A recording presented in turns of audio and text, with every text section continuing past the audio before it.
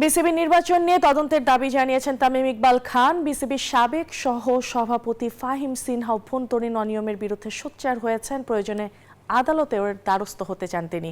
গণতান্ত্রিক সরকারের অধীনে সুষ্ঠু বিচারের প্রত্যাশা মাসুদুজ্জামান, রফিকুল ইসলাম বাবু সহ প্রবীণ ক্রিকেট সংগঠকদের। আশিক সারোয়ার জানাচ্ছেন বিস্তারিত। বিসিবির নির্বাচন প্রার্থিতা প্রত্যাহার সহ বর্তমান বোর্ডকে অবৈধ বলে সোচ্চার ছিলেন তামিম ইকবাল।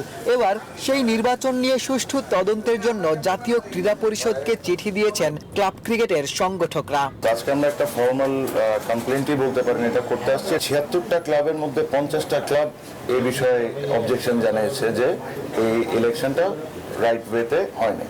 তাহলে এটাই তো অনেক কিছু প্রমাণ করে দেয়। স্বাধীন তদন্ত কমিটির দাবি জানিয়েছেন বিসিবির সাবেক সহসভাপতি ফাহিম সিনহা, যেখানে এনএসসির প্রতিনিধি রাখার পরামর্শ তার। সাবেক বোর্ডে অনিয়ম নিয়ে সাক্ষ্য দিতেও সম্মতি জানিয়েছেন ক্লাব ক্রিকেটের দক্ষ এই সংগঠক। আবেদন করেছি একটা ইন্ডিপেন্ডেন্ট আপনার ইনভেস্টিগেশন বডির জন্য, যেখানে আপনার এনএসসির একজন রিপ্রেজেন্টেটিভ থাকতে পারবে এবং ইনফরমেশনটা কিভাবে হবে এটা সরকার ডিসাইড করবে। তদন্ত হলো এখানে আমাদের উইটনেস নেওয়া হবে। ইন্টারনালি আপনার কিভাবে ম্যানিপুলেট করার চেষ্টা করা হচ্ছিল আমার চোখের সামনে, ওইগুলো আমি যেন বলতে পারি।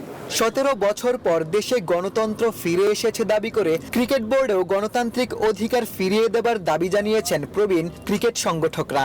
অনেক দিন যাবৎ আমরা আসলে ক্রিকেটের মাঠ থেকে দূরে, আমরা আসলে ক্রিকেটে ফিরে যেতে চাই। যেই কারণে আমরা চাই যে গণতান্ত্রিক প্রক্রিয়ায় এই জিনিসটা হোক। আমরা আশা করছি এটা দ্রুত সমাধান হবে এবং ইনশাআল্লাহ বাংলাদেশের ক্রিকেট সঠিক ধারায় ফিরে আসবে। বর্তমান ক্রিকেট বোর্ড ভেঙে দেওয়ার প্রশ্নে তামিম জানান, সুষ্ঠু প্রক্রিয়ায় ন্যায্য দাবি জানিয়েছেন তারা। পরিচালনা পর্ষদ ভাঙার ব্যাপার সময়ই বলে দেবে।